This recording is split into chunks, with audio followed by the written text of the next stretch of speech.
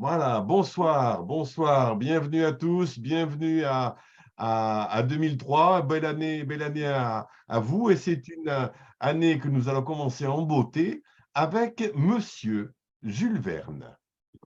Voilà, c'est notre personnage du mois, Verseau. Il est, comme vous voyez, le soleil en Verseau et l'ascendant en Gémeaux. Alors, pour un écrivain, on peut dire de science-fiction, c'est vraiment très bien trouvé, hein. Son thème est un peu un cas d'école. Alors, il est né à Nantes le 8 février 1828, comme je vous l'ai écrit. Donc, le soleil est en Verseau.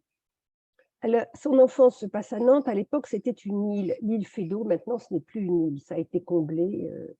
Et donc, sur cette île, il voyait passer Nantes est une ville portuaire et aussi très riche. Et donc, il y avait beaucoup de bateaux. Quand il était petit, il voyait passer les bateaux et ça lui donnait des idées d'aventure et de voyage. Il a toujours voulu être aventurier depuis tout petit et voyageur. C'était sa vocation. Et on voit que Saturne, maître de sa maison neuve, pour un aventurier et un voyageur, on va chercher évidemment la maison neuve. Le maître de sa maison neuve, c'est Saturne. Première, on va dire pourquoi est-elle importante? Alors, c'est la première planète à se lever et c'est aussi, vous voyez, le focus de ce cerf-volant, la planète focus du cerf-volant avec Neptune à la base. Ça, c'est pour la personne qui rêve et qui veut partir très loin. Alors, il ne voyagera pas autant que dans ses romans, mais quand même, il va pas mal voyager, on en reparlera. Alors, cette vocation va être contrariée.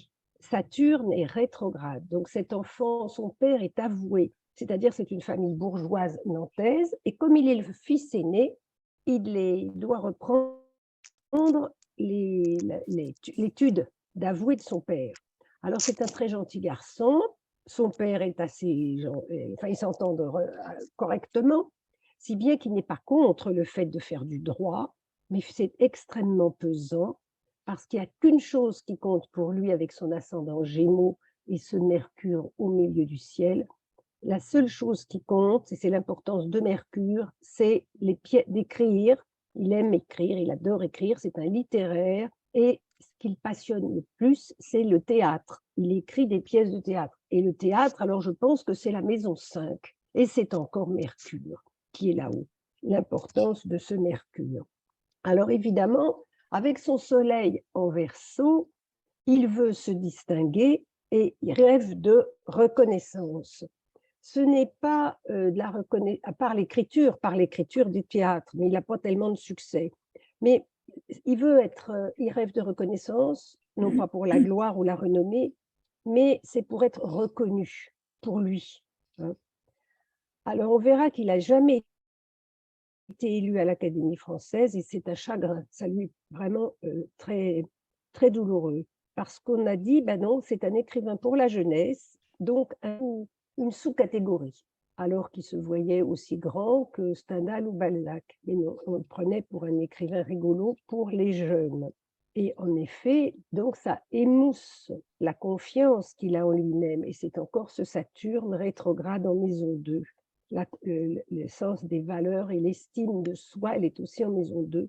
Et donc, elle est marquée par ce Saturne rétrograde. Mais malgré tout, vous voyez bien que ce Saturne, il sextile à la Lune maître de cette maison 2. Donc, bien que son estime de soi soit un peu écornée, il ne perd jamais confiance complètement. Et à 23 ans, après de laborieuses, besogneuses études, ennuyeuses comme tout de droit, puisque ça ne l'intéresse pas du tout, il jette l'éponge et il dit je ne vais faire qu'écrire, je ne vais pas faire du droit, je ne serai pas avoué, et il ne fait qu'écrire. Et tant pis, je vais faire ce que je pourrais comme ça. Donc, à ce moment-là, il a 23 ans et on voit qu'Uranus, dirigé, arrive sur Mercure. Donc, il va se distinguer par l'écriture et aussi Abel Yépa et Vesta. Et pourquoi j'ai mis... Et oui, Vesta est ici parce que c'est très important pour lui d'écrire puisque Vesta est conjointe à l'ascendant. Vesta, c'est ce qui maintient la flamme de la vocation brûlante. It keeps the flame burning, dit Steve Forrest. C'est le vœu qu'on a fait Et si on veut garder notre ferveur intacte, alors il faut être fidèle à sa Vesta. C'est ce que dit Steve Forrest. Donc lui, avec cette Vesta, l'ascendant, forcément, il veut devenir écrivain. Et aussi avoir un écrivain connu. Il est très ami avec Alexandre Dumas, mais enfin, ses pièces n'ont pas beaucoup de succès. C'est le Soleil, conjoint au milieu du ciel, et conjoint à Mercure, et Verseau, montrer son intelligence et la façon dont il se démarque. Bien. Mais bon, il n'a pas de succès, et on le voit un peu avec Jupiter, ici, carré, au milieu du ciel. Alors, on verra encore tout à l'heure. Alors, c'est évidemment, il ne fait pas vraiment le bonheur de sa famille, en étant un écrivain raté, on peut dire, avec des succès de théâtre très, très modestes, alors qu'on voulait qu'il fasse du droit et qu'il gagne correctement sa vie. Et puis, bien entendu, on voudrait le caser, le marier, parce qu'il fait partie d'un groupe de jeunes gens qui vont nulle part, quoi. Ça traîne, ça traînasse, et lui, il déteste l'idée du mariage. On voit maître de la maison 7 avec Jupiter, carré au milieu du ciel. Et puis, de toute façon, un Verseau, on ne peut pas trop l'enfermer. Et pourquoi il n'aime pas l'idée du mariage? C'est parce que il a eu des amours, c'était un peu un cœur d'artichaut quand il était petit. Cette lune conjointe à Jupiter pourrait lui donner le goût du mariage, mais il était fou amoureux de sa cousine, et puis elle a épousé quelqu'un de plus riche. Quand il est amoureux d'une fille, elle épouse quelqu'un d'autre, et toujours évidemment quelqu'un de plus aisé. Et ensuite, il y en avait encore une autre, il était fou amoureux d'une autre, et ça a été la même chose, amour contrarié. Donc évidemment, il n'a pas tellement confiance pour se marier. Mais finalement, il va être invité à un mariage, et il va tomber amoureux quand même d'une femme qui vient d'être veuve et qui a 2 filles. Donc finalement, il s'imagine que ça va aller. Or, il ne va pas être un très bon mari et il ne sera pas non plus un très bon père. On va voir pourquoi. Donc, ces amours contrariés, on peut regarder sa maison 5 pour ces amours. On a dit que le mariage, ce n'était pas pour lui, ça ne lui plaisait pas. Il finit par se marier pour faire plaisir à sa famille. Et puis parce que ça se fait, je pense que sa femme avait plus d'argent que lui aussi. Donc ça aidait. Mais bon, on a le carré Jupiter, milieu du ciel. Alors, pour ces amours contrariés dont je viens de vous parler, on va aller voir la maison 5. On retombe encore sur ce fameux Mercure tellement important. Il est sous les rayons du Soleil, donc il n'est pas brillant, on va dire. Il est le maître, Uranus est son maître plutôt. Il est sous la maîtrise d'Uranus, mais Uranus est au degré ce qu'on appelle anarétique. C'est-à-dire un degré, on se demande où on va parce qu'on dirait qu'on va basculer dans l'autre signe. On est un peu entre 2 eaux lorsque les planètes sont au 29e degré. Donc son maître n'est pas très... On peut dire qu'il n'est pas stable. En plus, comme c'est Uranus, on ne sait pas. Et puis, le maître, dont je l'ai déjà dit, le maître de 7 est en Scorpion. On démolit là quand on a les choses en Scorpion. C'est pas très favorable. Conjoint à la Lune. En Scorpion, la Lune n'est pas heureuse non plus en Scorpion, et encore carré au milieu du ciel. Le mariage, c'est une affaire sociale avant tout, surtout à cette époque-là. Et puis, il a un carré Soleil-Lune, pas non plus favorable au mariage. D'autre part, Mercure, la planète de ses amours, première signification, puisqu'on a dit qu'il avait des amours contrariés, on le verra dans l'étoile évolutive aussi, eh bien, Mercure, donc c'est à la fois son ascendant et puis cette maison 5, début de la 5, il arrive au mi-point, exactement, par carré, mais quand même, au mi-point de la Lune et de Mars. Donc, comment il va vivre son mental, penser les choses et faire sa carrière d'écrivain ou ses amours, c'est à la fois en cherchant le confort et en cherchant la bagarre, on pourrait dire, puisqu'il est entre les deux. Hein? Ou alors une virilité critiquée, peut-être. On peut mettre beaucoup de mots là-dessus. Mais ce n'est pas une très bonne place pour ce Mercure d'être au mi-point de Mars et de la Lune, parce que Mars et la Lune sont antinomiques. Quand on cherche la sécurité, la femme, et là on cherche la bagarre, ou ses désirs contrariés, peut-être la sécurité contre le défi de faire les choses. Mercure n'est pas très bien placé. Donc ça, ce sont pour ses amours, la maison 5. La maison 5, c'est aussi son fils. Donc sa femme a 2 filles de son premier mariage, et à eux deux, ils vont avoir Michel, un garçon. Et ce Michel, c'est une catastrophe. Ils ne s'entendent pas du tout. Michel est pour ainsi dire un délinquant, on leur envoie de toutes les écoles, il fait toutes les bêtises. Donc c'est encore la difficulté de cet Uranus, de ce Mercure sous l'influence d'Uranus et au mi-point de lune Mars. Il fait toutes les excentricités, toutes les bêtises, au point que Jules Verne va le faire entrer dans une maison de correction. C'est quand même violent. Et alors évidemment, cet enfant qui est un pépin permanent, le couple ne va pas s'entendre à cause de... Forcément, les deux parents se rejettent la faute de ce fils tellement difficile, Michel. Et puis alors, ça ne sera jamais bien, ça n'ira jamais. Donc quand il est petit, il fait des bêtises. Dans les écoles, il fait les 400 coups, il se fait renvoyer de partout. Et quand il sera adulte, il va mettre enceinte une actrice. Enfin, ensuite, il va passer une vie vraiment extrêmement peu satisfaisante pour sa famille, Michel. Et ceci dit, Jules Verne aura quand même 3 bateaux à lui, parce qu'il va quand même, bon, c'est un écrivain, mais il va voyager dans la Méditerranée avec 3 bateaux successifs, et les 3 bateaux s'appelleront quand même Michel. Bon. Et ce Michel, quand son père à la fin de sa vie, Michel va l'aider à écrire. Et Michel va prendre la suite de ses écrits, mais il paraît que c'est beaucoup moins bien. Alors la maison 5, c'est aussi, donc c'est les amours, le fils, il n'a qu'un fils, donc c'est lui, et la création littéraire, hein, puisque en maison 5, on crée. Donc il créait des pièces de théâtre et allait finir par renoncer à écrire, puisqu'il n'avait aucun succès. Quand à 35 ans, on lui présente Hetzel, un éditeur, et alors là, ça a été extraordinaire. Ils sont devenus très amis, ils s'entendaient extrêmement, ils se complétaient très bien. Hetzel lui demandait de réduire, d'améliorer, d'arranger. Jules Verne voulait bien. Hetzel était très raide, très dur comme éditeur, il fallait tout changer. Mais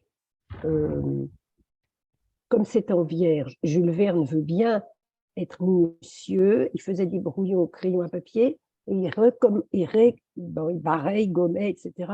Et quand ça allait, il repassait par-dessus à l'encre. C'est très long de faire ça pour que Hetzel soit satisfait. Donc, Hetzel va publier, et là, il y aura d'un coup, là, ça démarre, c'est extraordinaire, à 35 ans. Au moment où il allait renoncer, grâce à Hetzel, qui a fait les très belles reliures de toute l'œuvre de Jules Verne, eh bien, il va publier 5 semaines en ballon. C'est le premier livre et un succès formidable. Donc, où on disait que les pièces de théâtre ne marchaient pas et on trouvait des raisons pour lesquelles elles ne marchaient pas. Alors là, c'est toujours Mercure, mais il faut trouver des raisons de ce succès sensationnel, un succès, on pourrait dire, exagéré. Alors, c'est peut-être encore ce carré de Jupiter, parce que d'un coup, c'est un succès complètement inespéré, et avec la conjonction de la Lune qui plaît beaucoup au public. Et du coup, ce Soleil en maison 10, il est connu comme l'écrivain de ces voyages extraordinaires. Ça, c'est le titre que Hetzel a donné. Alors, on voit aussi que le Soleil et Mercure sont trigones à l'ascendant, donc c'était tout de même bien sa vocation d'être un écrivain. Hein? Et donc trigone aussi à Vesta, on satisfait la vocation. Lorsqu'il est enfin publié avec le succès dont je vous ai parlé, à ce moment-là, la Neptune dirigée rejoint Mercure. Donc là, il réalise son rêve, on peut dire. Et en même temps aussi, il fait rêver les lecteurs. Oui, d'un coup, sa vie bascule à 35 ans. Alors, on a dit aussi que c'est un mauvais mari. Il n'est pas.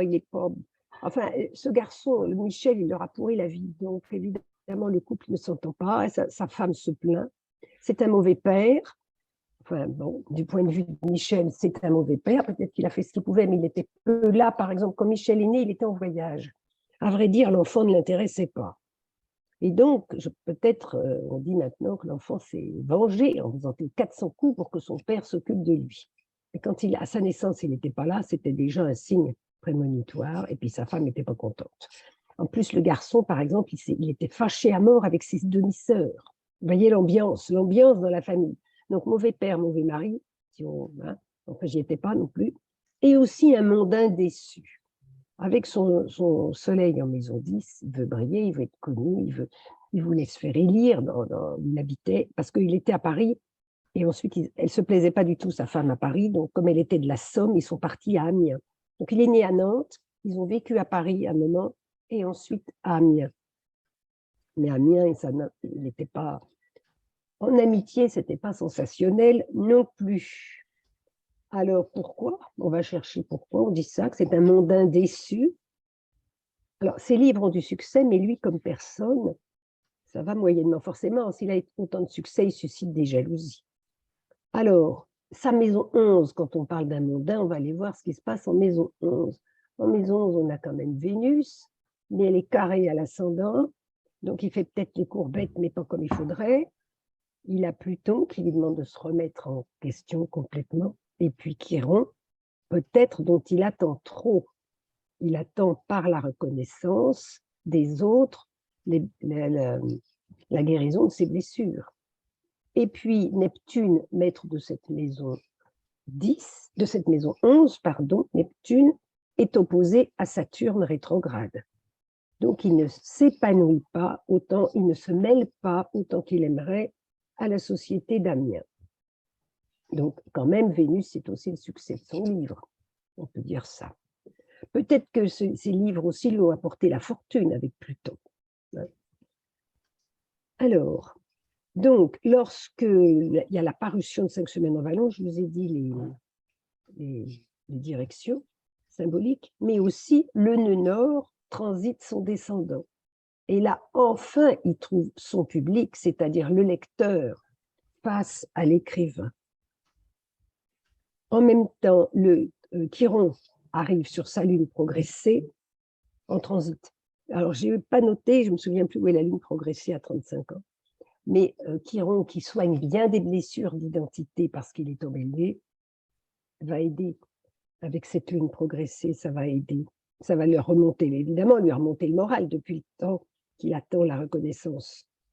Et puis alors après, chaque livre, ce serait un succès sensationnel. C'est l'un des auteurs avec Agatha Christie. Bon, il y a la Bible en premier, puis Agatha Christie, et lui qui talonne Agatha Christie pour les traductions dans le monde entier. Neptune transite Mercure progressé, donc, et aussi Mercure en vrai, donc c'est... Là, il doit y avoir une erreur. Enfin, Neptune transite Mercure progressé, et Neptune transite aussi son Mercure natal.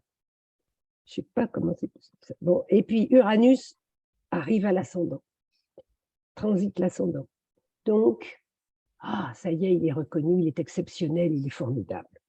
Et je pense que c'est la manifestation déjà aujourd'hui.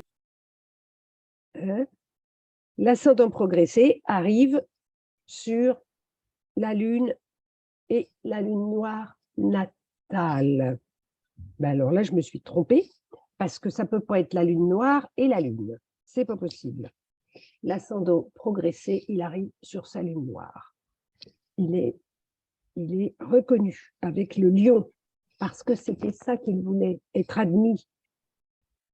Alors, on voit ce très grand, vous voyez, j'en ai parlé tout au début, là, qui pointe à Saturne avec la base en Neptune, c'est un grand trigone d'eau, c'est-à-dire que c'est une...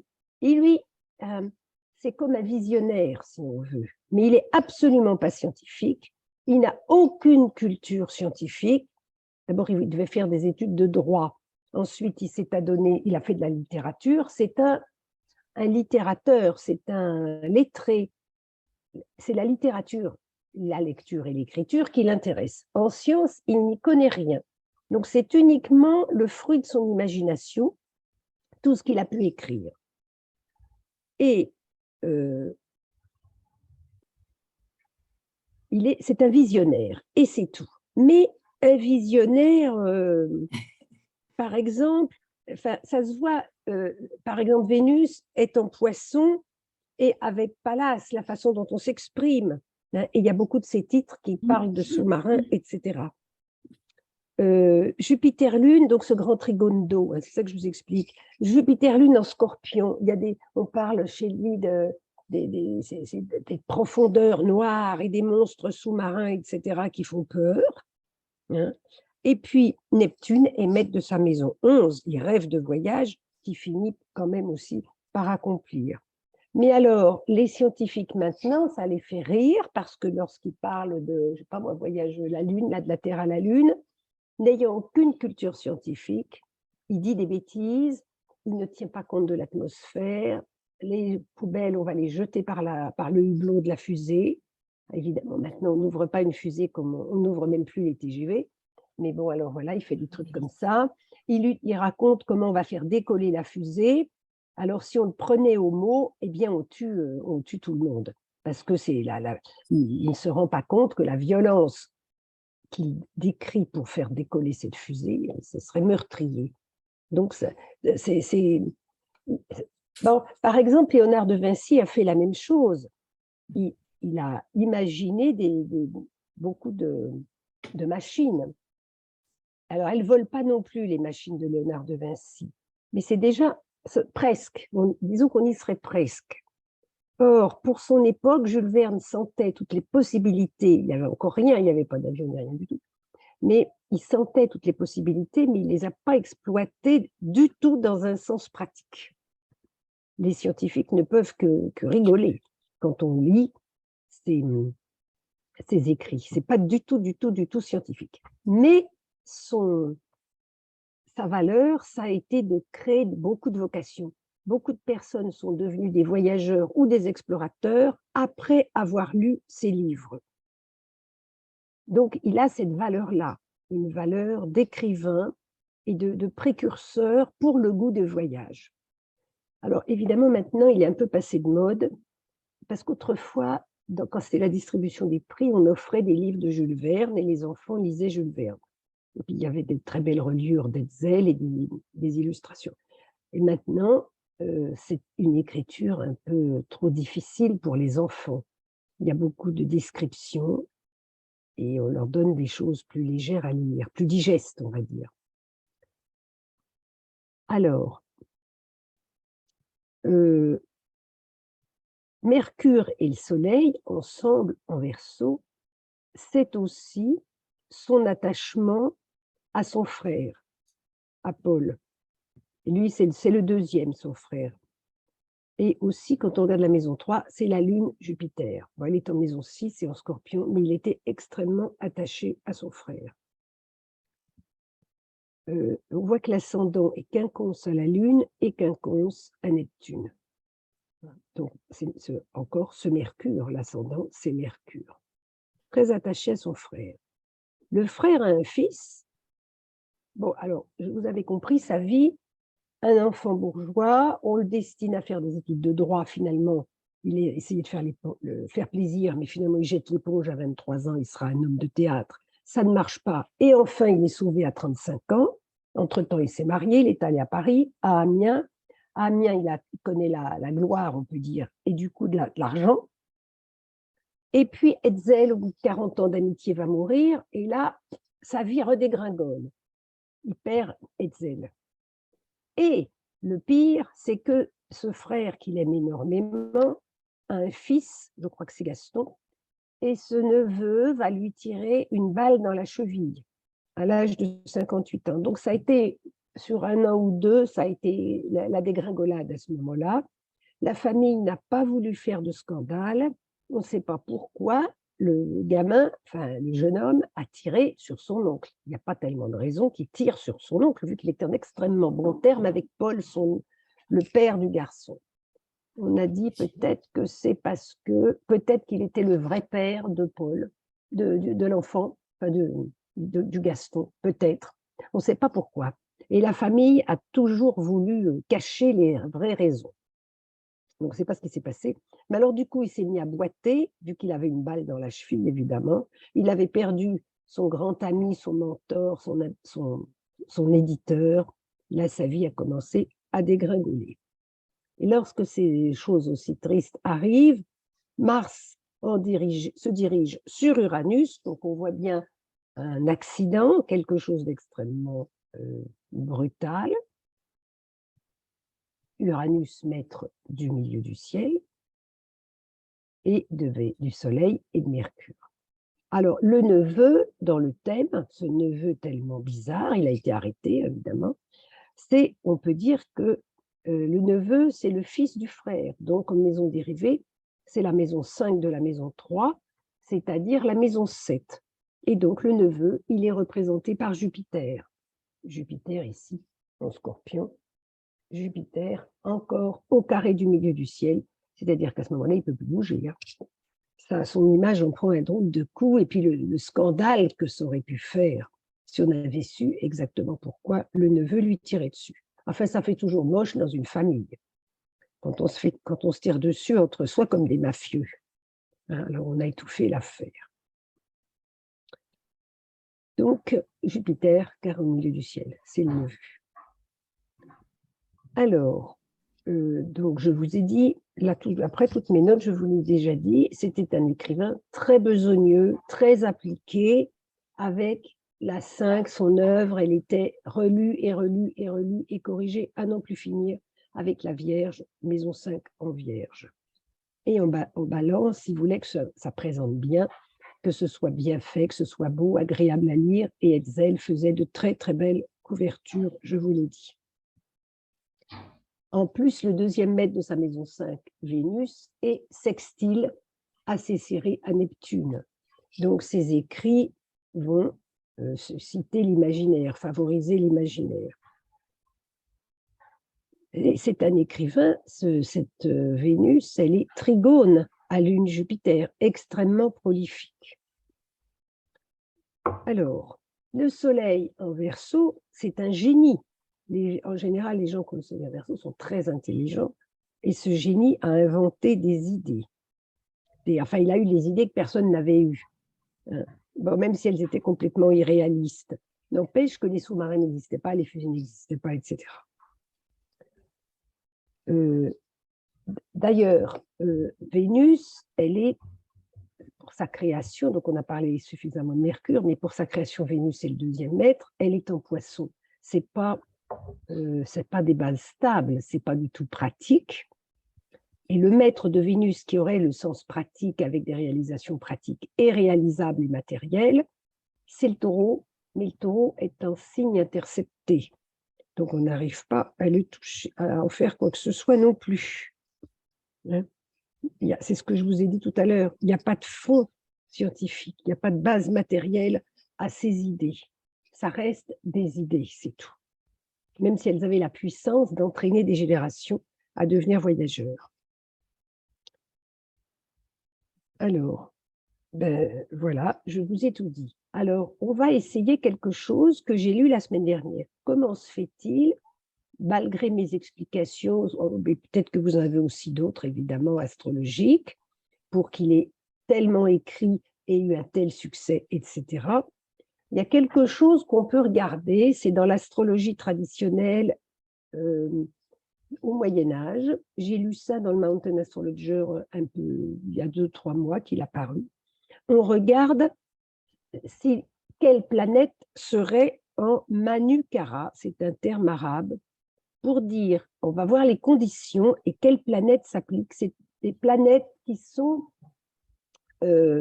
vont avoir quelque chose de spécial, comme par exemple quand la planète est orinite ou quand elle est sur un degré critique, ça lui donne quelque chose de plus ou d'extraordinaire.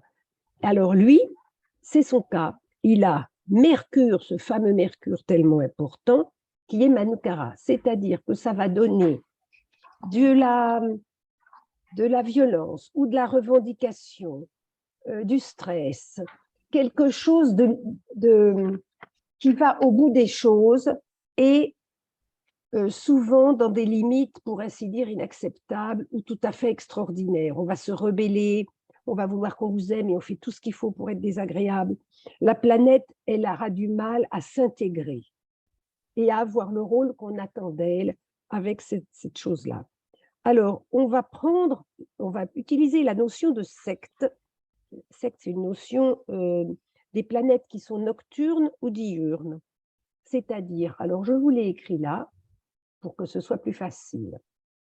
Discorde, c'est en anglais, hein, discorde, hostilité, friction, agitation, bagarreur, des idées très arrêtées, sûr de lui, très concentré, vous voyez, mais c'est toujours à l'extrême et très passionné. Les planètes diurnes, Soleil, ça c'est comme ça, hein, ça ne se discute pas. Soleil, Jupiter, Saturne et Mercure oriental, c'est-à-dire Mercure placé avant le Soleil, ce serait Mercure ici, et Mercure occidental, là il est occidental parce qu'il va se lever après le Soleil. Et les planètes nocturnes, Lune, Vénus, Mars, Mercure occidental. Et si la planète, on va essayer pour chaque planète, et si la planète franchit 2 fois la barrière de la secte, alors elle a ce Manukara et donc elle va être extraordinaire.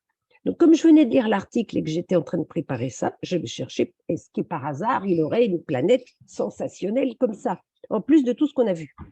Eh bien, c'est le cas de son Mercure, parce que Mercure, il est occidental, donc il est nocturne, il est chez Saturne, Saturne est diurne, donc il passe une frontière, et Saturne est chez la Lune, on passe une deuxième frontière, et donc, parce que la Lune est nocturne. Vous voyez, ça fait un enchaînement de maîtrise, et du coup, il a un Mercure Manukara, c'est-à-dire tout ce qu'on voit ici, son Mercure va être comme ça. Donc, ça va être difficilement intégrable avec la société ou avec la vie qu'il mène. Et évidemment, un écrivain prolifique de cette façon-là, c'est tout à fait sensationnel. Un fils aussi difficile, c'est encore. Vous voyez, tous ces adjectifs-là peuvent aller. Hein, passionné, très concentré, absolument odieux, agité, hostile, etc. C'est son fils. Son écriture, elle est extraordinaire et ses amours étaient extrêmement contrariés et compliqués. Vous voyez, ce Vénus, quand on a une planète, ça ne veut pas dire qu'on va tout rater, mais ça veut dire qu'on va être extraordinaire dans tous les sens du terme. Et puis, Vénus, c'est pareil. Donc, Vénus, deuxième maître de sa création et encore de cette maison 5 très importante. Et c'est pareil pour Vénus, c'est-à-dire que Vénus, elle est nocturne, c'est une planète nocturne, elle est chez Jupiter, on prend les maîtrises traditionnelles, hein, c'est un truc du Moyen-Âge. Donc, Vénus, elle est chez Jupiter, qui est une planète diurne, et lui-même est chez Mars, qui est nocturne. Donc, 2 fois on a franchi, on passe de nocturne à diurne, de diurne à nocturne 2 fois de suite, et là encore, il a une Vénus tout à fait extraordinaire. Vous voyez? Donc, ça rajoute un petit quelque chose à l'interprétation. Les autres planètes, ça ne marche pas. Je ne vais pas vous les faire toutes, hein. On ne prend que les traditionnels.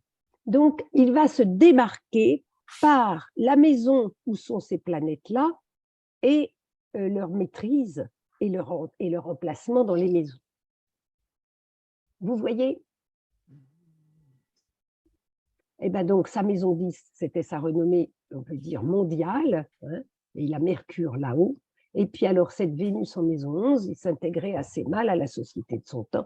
On peut imaginer, bien entendu, que ça suscite des jalousies, des histoires, des discordes. Et il n'a jamais pu, par exemple, intégrer, comme je vous ai dit, l'Académie française.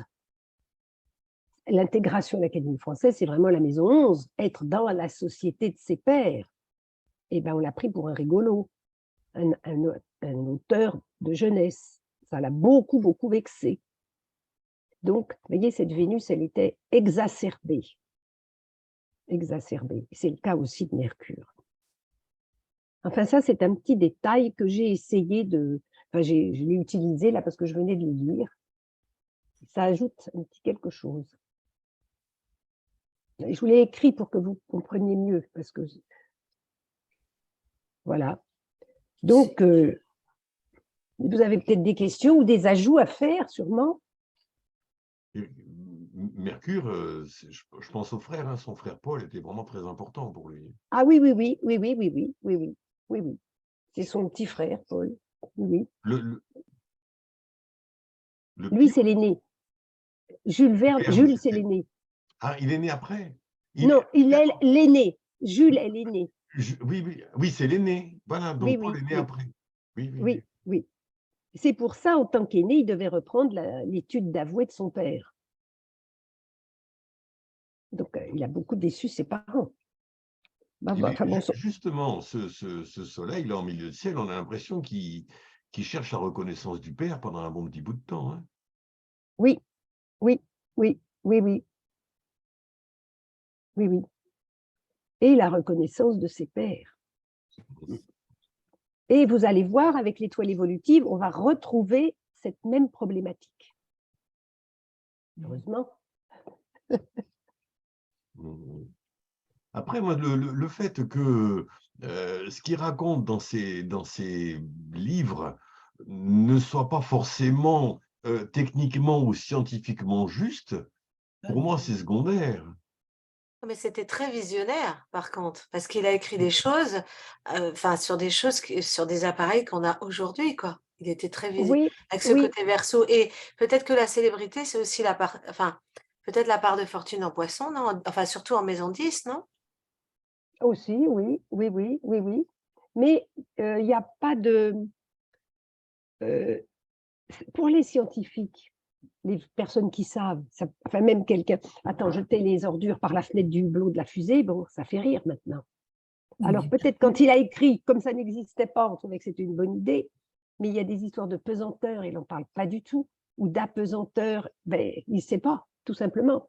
Oui, mais l'idée, c'est qu'à un moment, on pourrait monter dans un appareil qui nous amènerait dans Mais l'espace. oui, c'est surtout ça. C'est ça, Voilà. voilà. Après, techniquement, qu'il y ait une porte, deux Ah portes, deux ouais. hublots, je ne sais pas quoi, ou Et les sous-marins, enfin, c'est il a... secondaire. J'ai envie de dire que Oui, ça, les oui, scientifiques y verront. Mais je trouve que c'est important, cette idée, parce que c'est ce genre d'idée qui peut donner l'idée, justement, de le faire en vrai.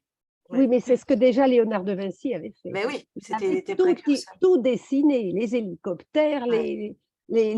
enfin, les machins de guerre qui n'existaient pas à l'époque. Enfin, il avait tout vu, Les Léonard de voitures Ouais, mais Vinci. volantes. Léonard de Vinci, c'était un génie. C'est pas Ouais. Mais lui pareil. aussi, Lui mais aussi, c'est un Léonard de génie, hein. Vinci n'a rien fabriqué non plus.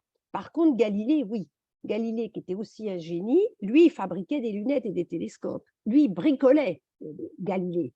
Il bricolait, il vendait ses trucs. Léonard de Vinci, c'était dans sa tête. Ah, Mais il pourtant, dessinait, il non, les dessinait. Catherine, il y a des machines, hein, quand tu vas au Clos Lucé, non? Ah, mais on les a faites depuis. Elles ont été Ah, c'est faites pas par lui nous, qui... si on veut. Ah, Ah non, non, d'accord. non, il n'a rien fait du tout. Ah, Non, non, il n'a pas fabriqué. Il a dessiné, c'est tout.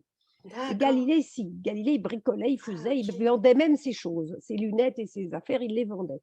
Alors, Jules Verne me fait plus penser à Léonard de Vinci, dans la mesure où, enfin, il a voyagé, Jules Verne, en Méditerranée avec ses 3 bateaux. Il Ah, il a a quand même voyagé quand bougé. même. Oui, oui, oui. Parce Oui, qu'on oui, a oui. l'impression quand même que c'est quelqu'un qui voyage dans sa tête parce qu'il ne peut pas voyager pour de vrai. Ah, il ne peut pas aller aussi loin. Il n'est pas allé en Antarctique, mais il est allé en Méditerranée. Il voyageait beaucoup. Il a eu 3 bateaux successifs. Parce qu'on a l'impression que c'est un frustré du voyage, quoi. Et Oui, que du coup, il compense, je veux dire, les voyages qu'il n'a pas pu faire en vrai par des voyages imaginaires. des voyages dans sa tête. Mais il n'est pas allé aussi loin que dans ses romans. Oui. Mais on ne peut pas le considérer comme un écrivain un peu de science-fiction à cette époque. Ah bah si, oui, oui, oui, pour l'époque, absolument. Donc, oui, tu n'es oui. pas obligé de dire la réalité, enfin, science-fiction. Oui, mais comme disait Pour Fabienne. moi, c'est le début. C'est un écrivain qui a eu son importance dans ce domaine-là. Ah oui. Oui, mais c'est pas non plus, c'est limite, on va dire. Comme disait Fabienne, c'est quand même des outils, des machines on le fait maintenant. On n'allait peut-être pas en ballon à son époque. Quoique si, on allait en ballon puisque les montgolfières, c'était sous la Révolution. Si, ça, on y allait. Mais là, il est allé bien plus vite que 20 les milieux sous les montgolfières. mers et tout ça. Là, c'est pareil, les films ou les livres qu'on lit de science-fiction à l'heure actuelle, peut-être que dans quelques années, nous paraîtrons que c'était pas possible d'écrire ça, que c'était pas réel. C'est quand même un visionnaire, ça on ne peut pas Oui, nier. j'ai l'impression que ça me donne cette impression d'un visionnaire. Oui, oui, oui, oui. Alors, son goût des voyages, on dit que ça vient de son enfance. Il voyait les bateaux, il était à sa fenêtre à Nantes et il voyait les bateaux passer. Alors, ça lui a donné envie de partir. Mais il a beaucoup, si, il était tout le temps en déplacement. Enfin, je ne sais pas comment il faisait, mais enfin, il écrivait beaucoup, évidemment. Il était beaucoup en déplacement. Parce que comme Michel Aîné, il n'était pas là, déjà. 3 bateaux successifs, mais il n'allait pas très loin, en Méditerranée. Peut-être un peu plus, mais enfin, s'il a voyagé. Ça ne devait pas plaire à sa femme, évidemment, puisqu'on dit qu'il était un mauvais mari. Mais le Chiron, là, en bélier, c'est la blessure de quoi? Justement, bélier, ça ne serait pas la blessure de l'action, de ne pas pouvoir… Oui, et d'identité, c'est je. Ah, Le oui, bélier, c'est moi d'abord. C'est moi d'abord. d'accord. Mm. Je voyais aussi le côté action, enfin, Oui, faire des choses. oui. Mm. C'est-à-dire qu'il faut qu'il soit le premier. Et avec les pièces de théâtre qui n'avaient aucun succès. Pourtant, il était très ami avec Alexandre Dumas, qui faisait tout ce qu'il pouvait pour le propulser, faire de la publicité, mais ça ne marchait pas. Ces pièces n'étaient pas… Il n'y avait aucun succès. Il a inventé le smartphone. Ah oui? Parce que, en fait, il a réinventé un appareil, ce que je lis dans Wikipédia, tu vois, qui permettait de se voir quand on téléphonait. Et Ah lui, il ben n'avait pas de voilà. téléphone à l'époque et tout, tu vois. Non plus. Oui. Donc, du coup… Donc, c'est lui qui a inventé Zoom, en fait, quoi. oui, ouais, peut-être, tu vois, mais il a inventé le phonotéléphone, une technologie permettant de téléphoner en voyant son interlocuteur. Et c'est quand même extraordinaire, ça. Ouais. Oui, mais en même temps, c'est un rêve de se Oui. voir à distance. Oui, voilà. Oui, mais tu Oui, vois, c'est il l'a matérialisé. Peut-être qu'après, les chercheurs peut-être que les chercheurs ont lu Jules Verne, ceux qui ont créé tout ça, tu vois, on va savoir. Ouais, ça donne des idées. Ouais. Ouais. Et la science-fiction, c'est un peu ça. Hein. Je pense qu'au départ, ça fait… Ben oui. Mais les pièces de théâtre qu'il faisait, c'était aussi dans ce même genre? Non. Parce que la science-fiction en théâtre, je ne sais pas. Non, je crois que c'était soit du comique ou enfin, aucun succès, rien du tout. Ah bah a oui, donc priori. il est pas dans le comique, lui, il est C'est dans pas un la… comique. Non. Mais son génie, ça a été d'avoir aussi des personnages. Phileas Fogg, bon, alors, c'est comme Hercule Poirot, quoi. On croirait qu'il est vivant, qu'il a vécu. Ouais. Ah, d'accord. Tellement il est connu. Mm. Vous voyez? Ouais. Et ses Ils sont amours, extrêmement. alors, il a eu qu'un amour de sa femme ou après il a eu plusieurs amours? Je ne sais pas trop, mais avec sa femme, ça n'allait pas, puisque le gamin avait pourri l'ambiance. Et puis, non. Alors, souvent dans ses romans, il est assez désabusé. Et avec les 2 personnes dont il était très follement amoureux dans sa jeunesse, une cousine et puis une autre, qui lui ont tourné le dos pour épouser quelqu'un d'autre, eh bien, dans ses livres, souvent, il parle de femmes qu'on marie contre leur gré. Hein. Donc, ce n'est pas les femmes qui ont repoussé le prétendant, c'est les parents qui n'en voulaient pas. C'est un petit peu moins cruel. Et on retrouve souvent ça. Dans ses romans, c'est souvent un peu, pour quand on connaît bien, autobiographique. On voit des petits clins d'œil. Je pense qu'il a aimé passionnément quand il était très jeune et ça a été 2 déconvenues mais extrêmement violentes. Et après, j'ai la sensation qu'il a plutôt reporté son affectif sur l'amitié. Donc voilà, ça me laisse poser quand même quelques questions par rapport à une homosexualité inconsciente. Enfin voilà, ça c'est juste mon interprétation. Hein. Mais ce qui est intéressant à savoir, c'est qu'en 1868, avec d'autres amis, il a créé un club qui s'appelait les 11 sans femmes. Les 11 sans. Alors, pas 11 sans femmes, mais les 11, donc ils étaient 11 amis. Donc, quand on voit l'arcane 11, dont je vous parlerai avec l'étoile évolutive, donc les 11 qui sont en fait 100 femmes. Mais ça Qui n'ont s'appelait pas les de 11 femmes sans. dans leur vie. Les 11 sans. Alors, bah oui, c'était des garçons qui s'amusaient, quoi. Ouais, sans SANS. Ça fait quand même le club des misogynes. Alors, j'allais dire des déçus des femmes aussi, parce qu'il a quand même le thème il a le thème d'un amoureux. Mais alors, Oui. c'est vrai qu'on a le carré à l'ascendant qui, à mon avis, oui, a dû lui apporter quelques déceptions, quelques difficultés, quelques déconvenues. Mais on sent que c'est quelqu'un pour qui l'amour est important. Je pense que c'est peut-être pour ça aussi que comment dire, la déception amoureuse est encore plus forte. Parce que c'est tellement important pour lui que eh ben, tout ce qui va voilà. C'est-à-dire, plus on monte Et haut, là, plus on tombe regardez, bas, quoi. il a le nœud nord et Junon en balance et en maison 5. Oui. C'est quand même fort. Et Il y a puis un sa lune idéal noire, affectif qui est très fort. oui, et la Comment lune donc, noire en maison 4. Donc le désir vraiment de fonder un foyer tout en surtout ne voulant pas s'attacher. ouais, mais Sagittaire en maison 7,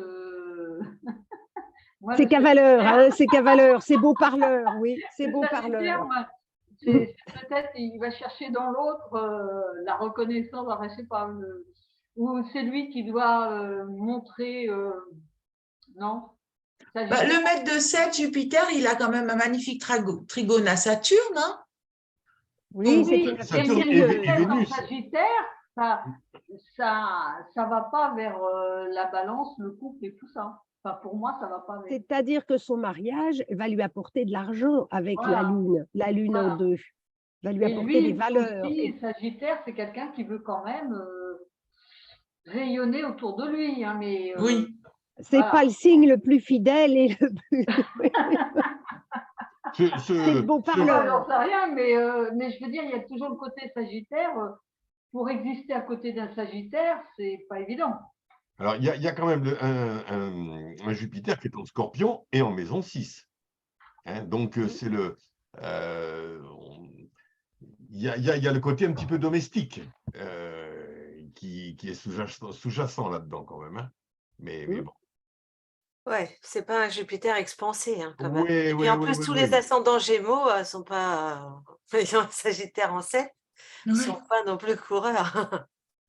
Non, faut pas généraliser non plus. Faut pas généraliser. Parce que je suis hein. ascendant Gémeaux, donc ça Ah m'embêterait. oui, non, mais faut pas généraliser.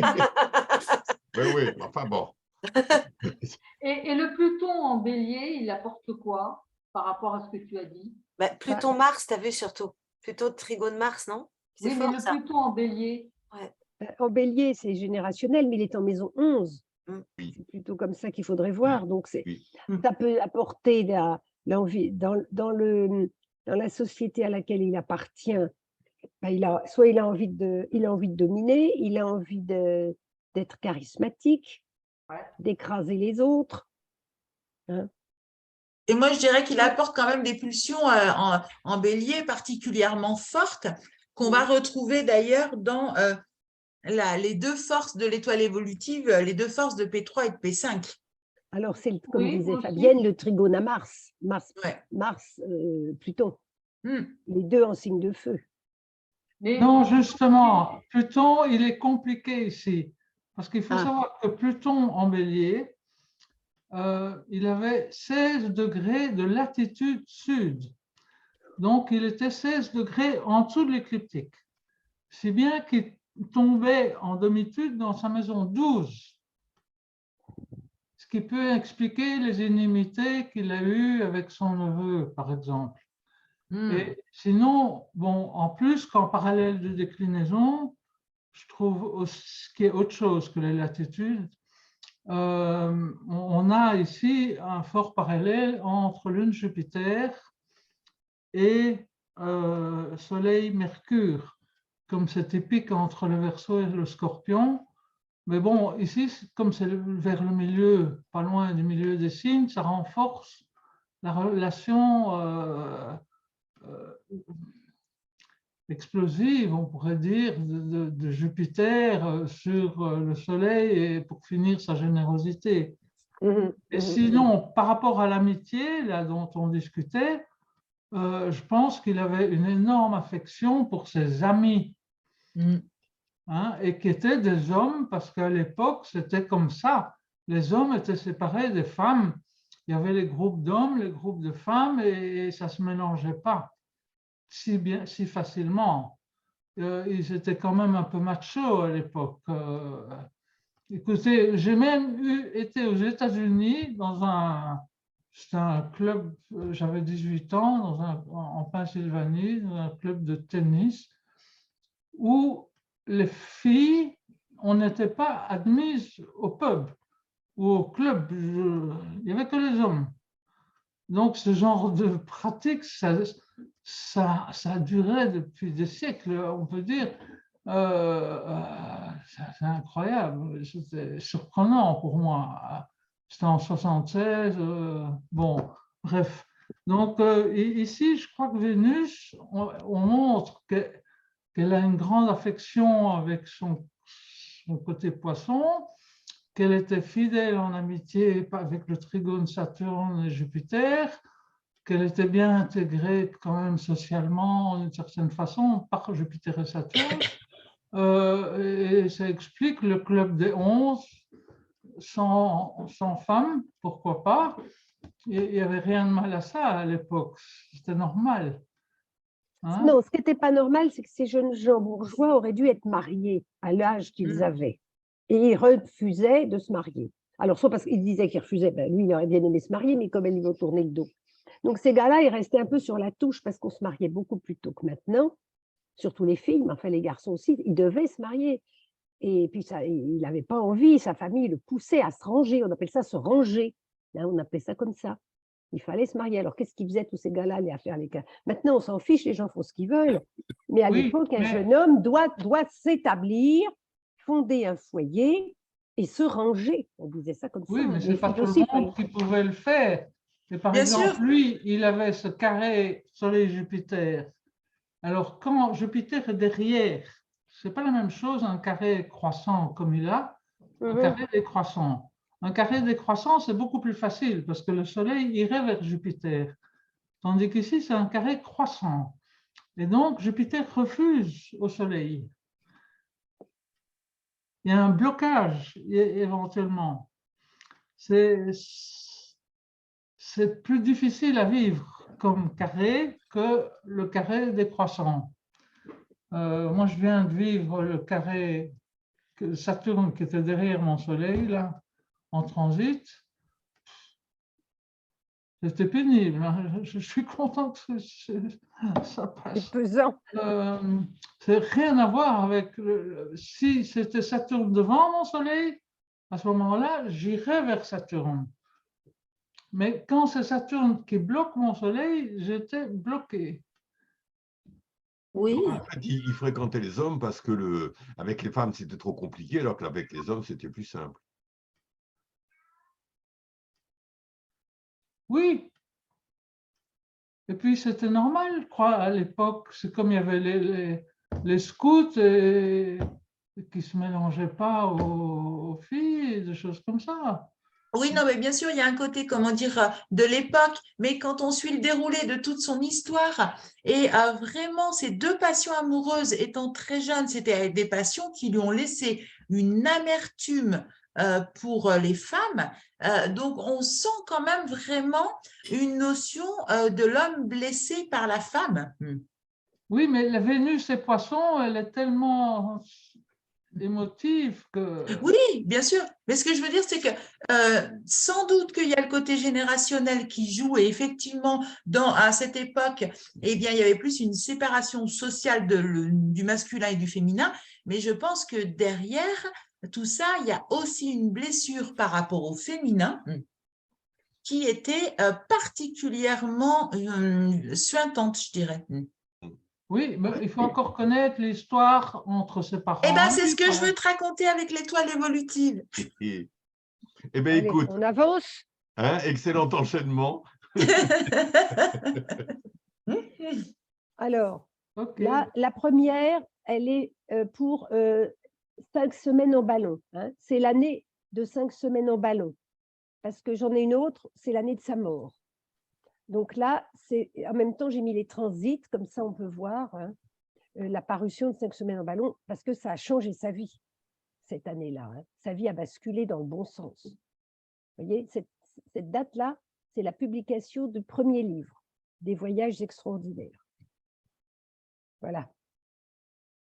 Alors, pour que vous puissiez un tout petit peu vous repérer dans l'étoile évolutive, quand je vais parler des blessures, ça va être les postes 2 et les postes 4. Donc, si tu veux, Catherine, comme c'est toi qui as la souris, tu peux les montrer.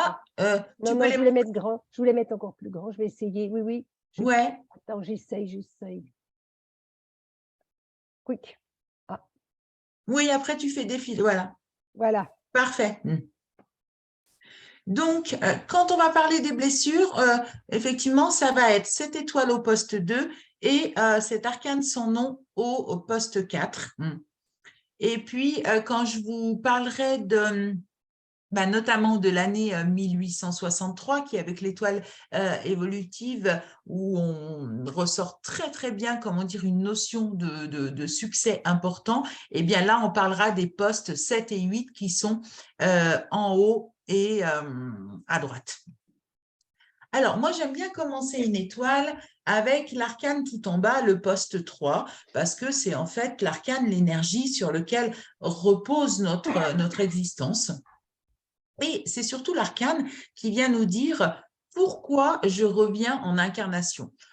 Ou alors, voilà, quel va être le sens de ma vie. Alors, cet arcane, en fait, il va être autant représenter le côté positif que le côté négatif de l'arcane. Donc, on a la force. La force, c'est l'arcane 11 du tarot.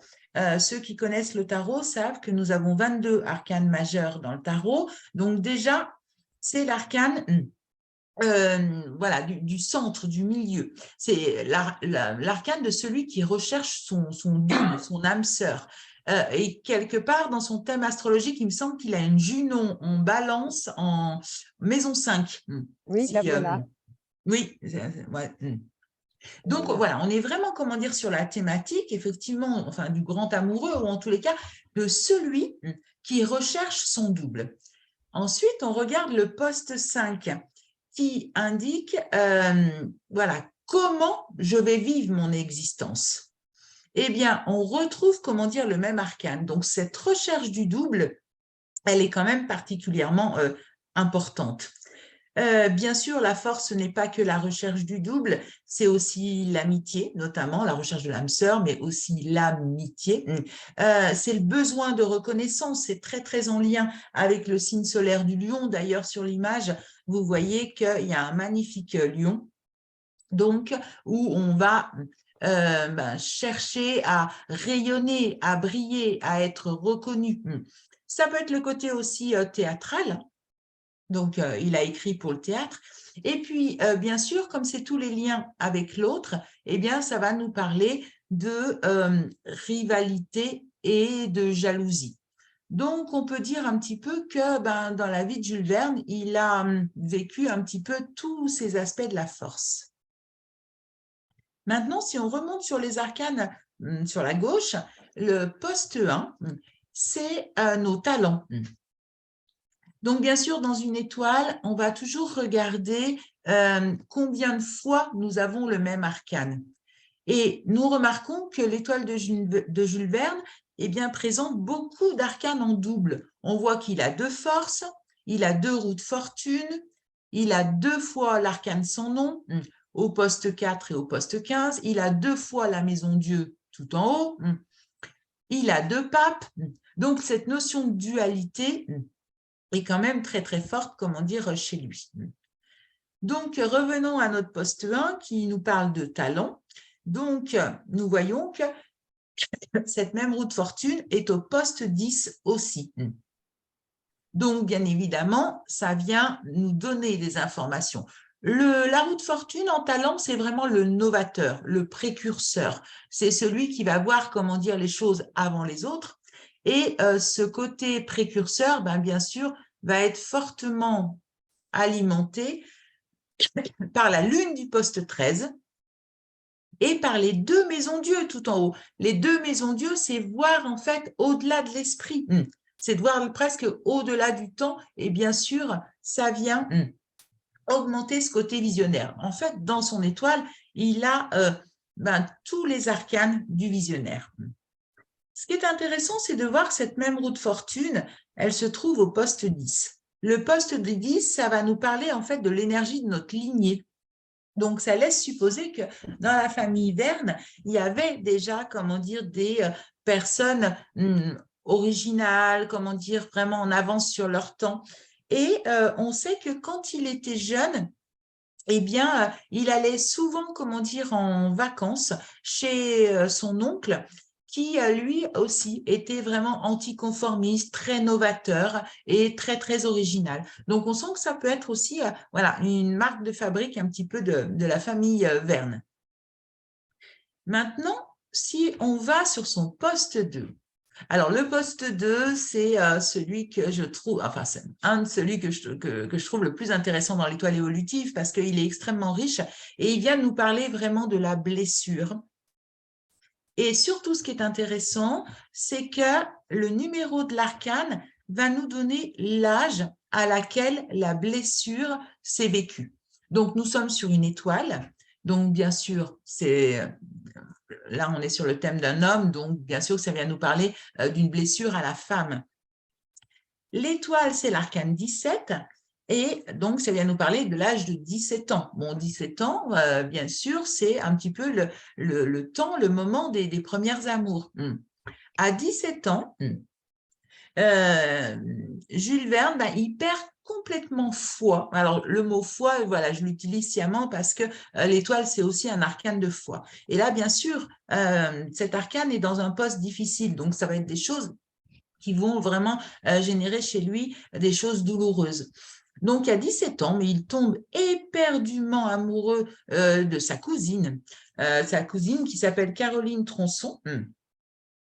Et comme vous le disiez d'ailleurs, Catherine, eh bien, celle-ci, elle va se marier avec un homme, comment dire, beaucoup plus riche. Et il en gardera une amertume extrêmement douloureuse. Si on monte un petit peu plus haut avec son arcane sans nom en poste 4, en dehors de la blessure de dévalorisation, ça va nous donner aussi quelqu'un qui a la parole hyper tranchante, voire vexante. Et pour illustrer ça, je vais juste vous lire un petit passage où, voilà, au moment où il est dans son grand chagrin d'amour plein d'amertume que la cousine soit mariée, enfin la cousine dont il est amoureux, soit mariée avec un autre homme et a fait des enfants avec cet autre homme, eh bien, il y a un moment donné, puisque c'est sa cousine, on est dans une histoire de famille, la mère, elle doit recevoir le couple, la mère de Jules Verne. Et elle lui dit, écoute, Jules, essaye quand même d'être un petit peu aimable. Et il lui répond, je serai aussi aimable que me le permet mon caractère biscornu, avec la dénommée Desaunay, puisque c'est son nom de famille, puisqu'elle est mariée avec Monsieur Desaunay. Sa femme va donc entrevoir Paris. Il paraît qu'elle est moins enceinte que d'habitude, puisqu'elle se permet cette excursion.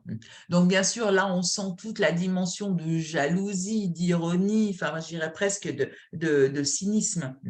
D'amertume. Et puis, c'est vrai qu'il n'a vraiment pas de chance parce que en continuant sa vie amoureuse, eh bien, c'est la même histoire qui se produit. Donc, il tombe très amoureux de Rose d'Herminie qui va se marier avec un grand propriétaire terrien. Donc, encore une fois, eh bien, quelque part, il se fait souffler la femme qu'il aime par, j'ai envie de dire, des billets de banque, enfin, en tous les cas, par un homme plus riche. Bon, alors après, il va essayer de… Alors, à ce moment-là, par rapport à Rose d'Herminie, il est, j'allais dire, il y a encore plus d'amertume, qui va d'ailleurs délivrer dans son écriture, en écrivant un récit de vengeance absolument féroce. Et d'ailleurs, comme vous le disait Catherine, dans ses écrits, on remarque, comment dire, souvent qu'il parle de jeunes filles qu'on a forcées à se marier. Ce qui peut être arrangeant, puisqu'on se dit, tiens, elle ne m'a pas quittée parce qu'elle ne m'aimait pas, elle m'a quittée parce que, comment dire, on les a forcées à épouser quelqu'un d'autre, ce qui pouvait bien évidemment, comment dire, être vrai et malheureusement être encore d'époque. Donc voilà, tout ça pour vous parler, comment dire, de cette lune du poste 2 et qui nous montre que voilà, par rapport aux sentiments, bah, c'était quand même quelqu'un voilà, d'enflammé, passionné, mais voilà, avec les déceptions qui vont aussi avec. Pourtant, dans le thème, Nathalie, tu vois, la Vénus, elle est plutôt pas mal aspectée quand même. Oui, mais elle a été un peu moins dans sa vie. Ouais. Et Peut-être elle avec était Saturne de Manu Bois. Kara, comme je vous ai dit. Elle est Manu Kara. C'est pas Mercure qui est Manu Kara, Catherine? Et Vénus aussi. Ah, les deux. Vénus aussi, ok. Les deux. Alors, c'est pour dire que ça va être compliqué avec ces planètes-là. Ouais. Ce sera extraordinaire dans tous les sens, en difficulté, etc., en force, des gens qui ont une détermination hors du commun, etc. Bah, dans tous les cas, avec ces deux forces à la base de son étoile, la détermination, on la sent voilà, de manière très forte aussi. Et cette force, bien évidemment, hein, c'est son amitié avec Hetzel. On pourrait presque se poser la question, est-ce que Jules Verne serait devenu Jules Verne, enfin, aurait rencontré le succès qu'il a rencontré s'il n'y avait pas eu cette amitié très forte. D'ailleurs, c'est clair qu'il n'y aurait pas eu Jules Verne parce qu'il n'y avait déjà pas les beaux livres que Hetzel a publiés. Mais complètement. C'est amusant parce que Montaigne aussi a cette force en maison. Mais oui, la Boétie. Oui, on y retrouve vraiment cette notion d'amitié. Un peu exclusive. Complètement. Au poste 9, le poste 9, comment dire, c'est donc qui est tout en haut, c'est le poste de notre identité. Et l'ermite va nous montrer un personnage assez solitaire, cette solitude qui de toute façon est absolument indispensable à tout écrivain. Et le détail qui peut être important, c'est qu'au Crotoy, il avait une maison et cette maison, il lui a donné le nom quand même de Solitude. Donc, effectivement, voilà, il n'a pas donné ce nom, comment dire, par hasard. Et en parcourant les phrases de la chanson que tu nous as montré, Catherine, que je connaissais absolument pas, j'ai juste eu le temps de voir, il parlait de la lanterne. Donc, sur les colonnes de droite, Monsieur Jules Verne, sous ta lanterne, 20 000 lieues ont passé. Il parle aussi de la caverne. Et tout ça, ce sont des mots, bien évidemment, qui sont typiquement liés à l'ermite.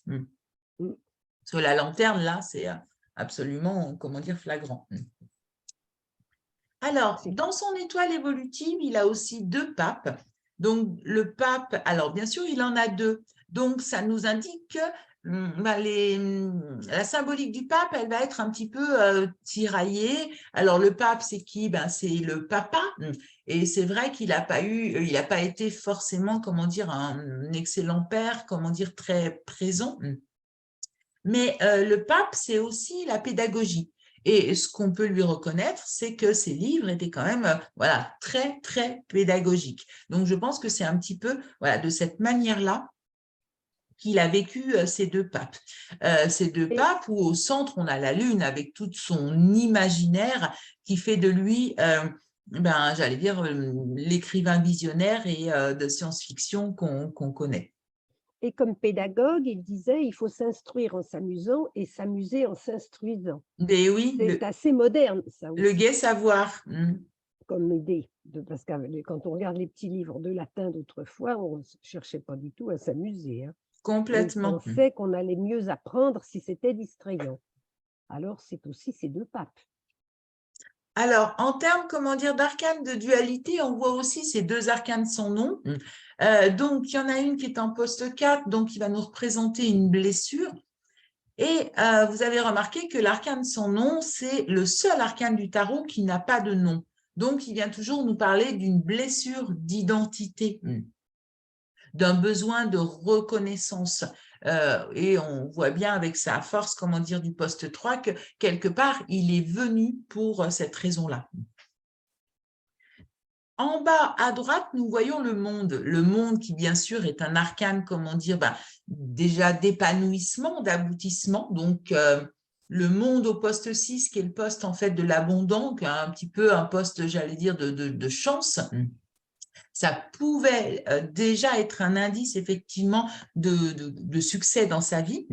Et puis, bien sûr, ce monde, il vient nous parler de son amour des voyages. D'ailleurs, il y a des timbres qui sont faits à l'effigie de Jules Verne. Donc, voilà, il y a quand même toute cette dimension, j'allais dire, de reconnaissance en même temps. Alors, si on se posait la question que Catherine s'est posée en se disant, mais qu'est-ce qui fait que, voilà, il a tellement galéré toutes ces années et puis boum, d'un coup, eh bien, c'est le grand succès de 5 semaines en ballon. Alors, bien sûr, Hetzel, il y est pour beaucoup, mais je pense qu'il y a aussi un clin d'œil un petit peu du destin parce qu'on remarque que à ce moment-là, l'année de la publication de 5 semaines en ballon, sur son année 1863, il a juste des arcanes incroyables, c'est-à-dire le soleil. Donc, enfin, la reconnaissance, là, il va, j'allais dire, briller de mille feux sous la rampe du succès. Et avec l'impératrice au poste 8, comment il va rayonner? Effectivement, j'irai par son écriture. En plus de ça, pour ceux qui connaissent un petit peu le tarot ou l'étoile évolutive, vous verrez que ces deux arcanes, Soleil et Impératrice, forment ce qu'on appelle un champ magnétique, c'est-à-dire que l'addition des deux forme 22 et donc du coup vont quand même dans le sens d'un succès. Ce qui est aussi à noter, c'est que dans tous les cas, vu comment l'étoile évolutive est construite, ça sera la seule année de sa vie où il aura le soleil au poste 7 et l'impératrice au poste 8. Il y aura d'autres années où il aura le soleil au poste 7, mais à ce moment-là, il n'aura pas l'impératrice, l'arcane de l'écriture, au poste 8. Donc déjà, voilà, c'est la seule année où il a cette configuration-là. Et surtout, j'ai envie de dire que ce sont deux arcanes qui marquent quand même fortement sa vie, le besoin de reconnaissance, de succès, de notoriété du soleil, et l'impératrice, l'arcane de l'écrivain. Et nous remarquons quand même que ce sont deux arcanes qu'il n'a pas dans les postes fixes de son étoile évolutive. Donc, j'ai envie de dire que c'était maintenant ou jamais. C'était en tous les cas vraiment le moment. C'est pour ça que j'expliquerai de cette manière-là le succès pour Jules Verne de son année 1863 avec 5 semaines en ballon. Donc, si vous avez des questions, c'est avec plaisir que j'essaierai de vous répondre.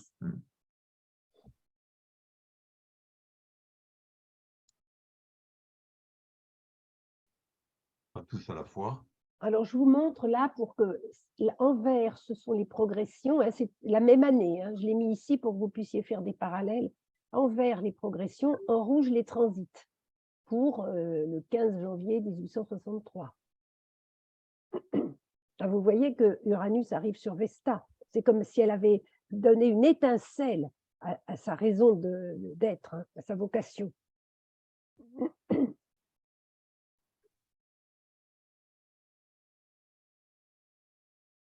Est-ce qu'on pourrait avoir une référence au sujet des planètes Manukara?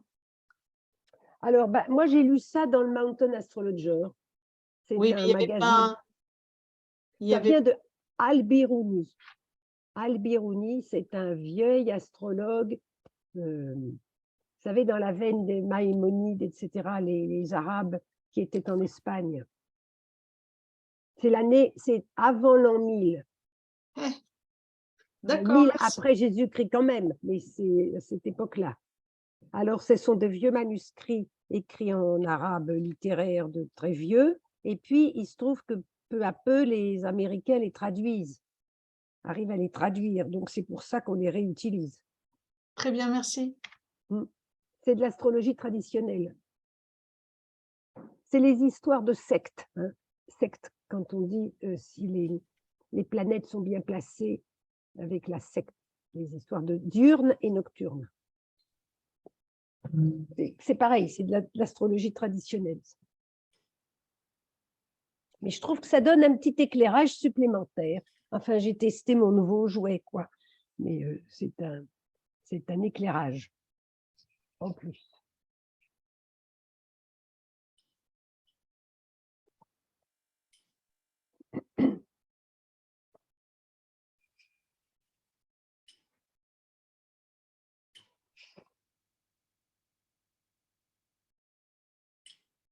Eh bien, eh bien.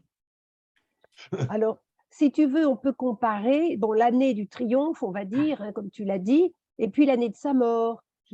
La voilà. Nathalie. Oui, je vois bien. Si ça t'intéresse, tu vois, il est mort en 1905 d'une suite de diabète. Mm. Non, c'est pas la médecine. Donc, évidemment, ce sont ces deux arcanes-là qui changent selon les années.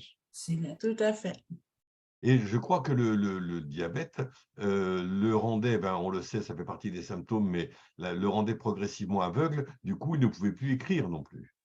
Ah, oui. Oui. Et donc, oui.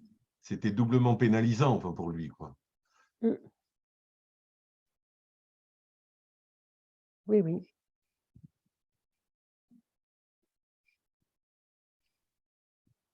Et le neveu, là, qui lui tire une balle dans le pied, je ne sais pas si ça vient de là, l'expression se tirer une balle dans le pied, mais c'est particulier aussi quand même, ça. Dans la cheville. Or, la cheville, c'est Verseau. Hein. C'est le Verseau, la cheville. C'est amusant, hein? Enfin, amusant. Là, ça a été le pompon. Là, ça a été il avait perdu Hetzel, ensuite le neveu qui lui tire dessus dans la rue. Alors là, c'était la honte, c'était l'effondrement. Enfin, vous imaginez, dans une famille bourgeoise, comme ça fait bien. Et puis la douleur. Je pense que il était coincé, il ne pouvait plus bouger. Le truc, ça l'a empêché de faire. Je crois que ça l'a même empêché d'aller à l'enterrement de sa mère, je crois. Oui. Exactement. Oui. C'était une catastrophe. C'était une catastrophe à tout point de vue. D'ailleurs, dans cette histoire, on ne sait pas, voilà, on sait pas pourquoi. Par contre, nous, en tarot, la cheville, c'est, comment dire, l'arcane du pendu. L'arcane du pendu qu'il a au poste 11 dans un poste transgénérationnel. Donc, voilà, on sent que dans tous les cas, il a une configuration où il y a un transgénérationnel qui peut être assez important à dénouer, qui d'ailleurs, comment dire, est complètement confirmé astrologiquement par un Saturne. Saturne, c'est le passeur ancestral, hein. C'est un des premiers marqueurs qu'on vient regarder en astro transgénérationnel. Ce Saturne est rétrograde, il est en Cancer dans le signe de la famille. Donc, dans tous les cas, voilà, il y a une hérédité, je dirais, au niveau de la famille qui pouvait être aussi importante. Effectivement, c'est pas banal, comment dire, de se faire tirer dessus par son neveu, mais ça va encore plus loin, ça l'empêche d'aller aux funérailles de sa maman. Enfin, voilà, on sent que voilà, il y a vraiment des choses au niveau de la symbolique qui sont quand même particulièrement importantes. Et puis, au niveau de la famille, la famille, elle est quand même impliquée là-dedans, parce que ce neveu, quand même, d'après ce que j'ai vu dans sa bio, il n'était pas net. Non, et d'ailleurs, il a été interné par la suite et il est mort en asile. Oui. Voilà, donc c'était, et si j'ai vu, le nom de sa mère, c'est un nom à rallonge, je veux dire, il y a une espèce de noblesse dedans. Donc, je veux dire, plus les gens ont une ascendance un petit peu noble, etc., plus la folie, d'une certaine façon, souille la belle image qu'on cherche à conserver, quoi. Bien sûr. Et le scandale à éviter, évidemment. Mais oui.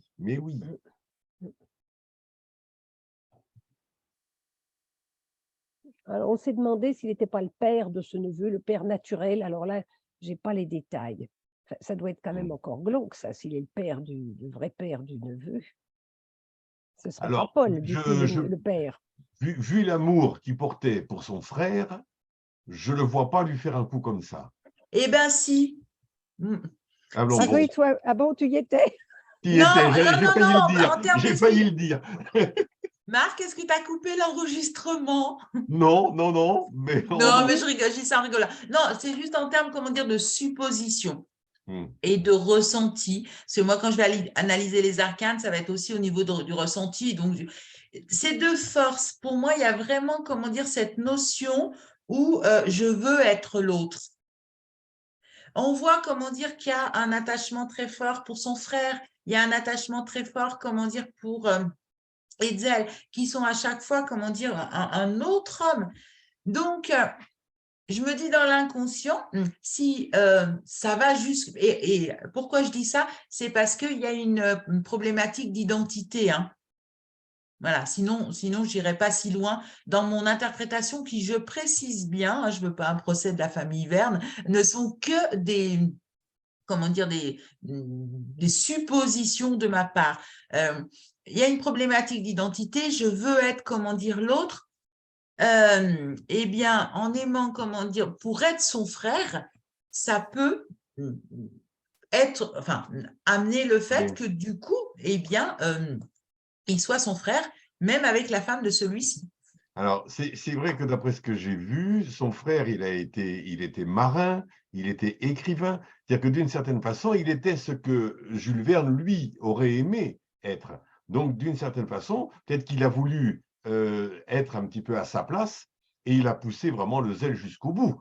Parce il aurait peut-être même été, il aurait pris sa place jusque dans le lit conjugal, quoi. Enfin, Alors, c'est incroyable parce qu'en fait, aujourd'hui, on est le 19 janvier, c'est l'anniversaire d'Edgar Allan Poe. Edgar Allan Poe qu'on a présenté aussi et qui avait, comment dire, cette problématique d'identité, cette dualité. Et il y avait un frère qui vivait la vie d'Edgar Poe et Edgar Poe vivait, comment dire, les voyages que son frère ne faisait pas. C'est quand même, voilà, un clin d'œil aussi qui est intéressant. c'est ça, c'est ça. Oui, oui, oui, il y a une… Avec autant d'arcanes de dualité et, ouais, et de problématiques d'identité.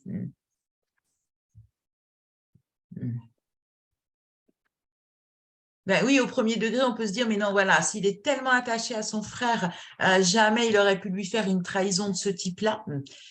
Mais en même temps, quand l'attachement est trop, ben, des fois, ça peut amener des événements particuliers. Bon, voilà, c'est juste une réflexion, hein, puisque évidemment, on n'en sait rien du tout. Ils n'ont pas cherché à creuser. Hein. On a étouffé l'affaire et puis voilà. Ben oui. Oui. Mais après, je veux dire, quelles que soient les causes de la folie, si j'ose dire, de ce neveu, ça reste une tâche, quoi. Enfin, dans leur paysage à eux. Un peu, oui. Voilà, voilà.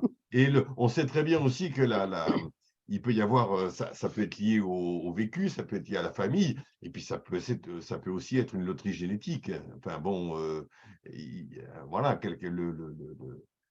donc c'est sûr que c'est pas facile à vivre pour eux, quoi, c'est clair.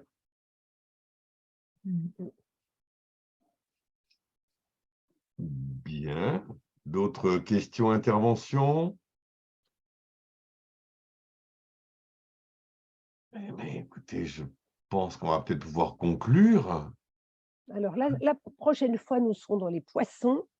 Donc, comme prolongement à Jules Verne, nous proposerons Thomas Pesquet, l'astronaute.